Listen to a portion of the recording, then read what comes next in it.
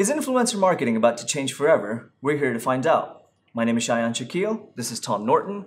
Welcome to Inside AB. So Tom, you're with ITP Live. It's our social media influencer agency. Influencer agency, yes. So you're the best person to talk to about this. The UAE's issued new rules about regulating how social media influencers act in the market. Can you tell us more about that? Sure. So in a nutshell, the NMC earlier this week issued a regulation that said all social media users who commercialize their feed for any kind of commercial activity need to have a government-issued trade license. And they have till June to get it. Okay, all right. So, I mean, this is a multi-billion-dollar industry. So, how do you think that's going to affect, brands, influencers, everybody involved?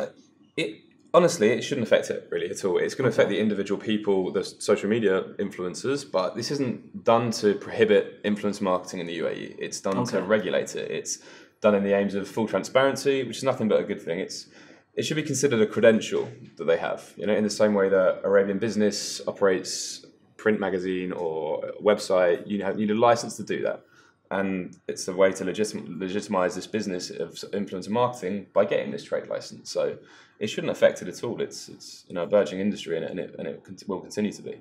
All right, interesting. And now the UAE is not the only or the first country even that's tried to rein in the way influencers act in the industry. The FTC has issued guidelines, and in fact only 7% of them follow the guidelines.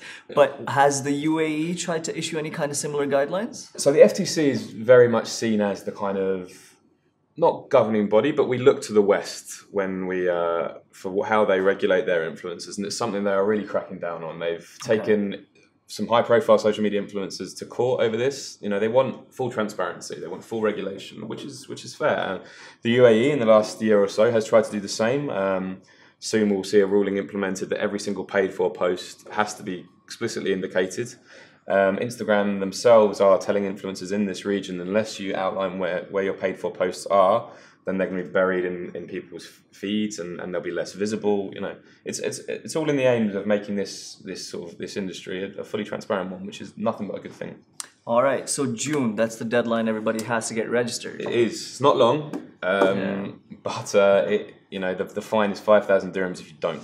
So there's the incentive right there. And hopefully, where agencies like ourselves come in to sort of facilitate the paperwork, essentially. To making sure that everyone is a fully regulated body doing fully legal business. All right, so this is an unfolding story as we go on, and we're probably going to have you back in the studio to discuss this as this unfolds. You've been watching Inside AB. Subscribe and comment below. Tune in for the next edition tomorrow at 10 a.m. And thanks for watching.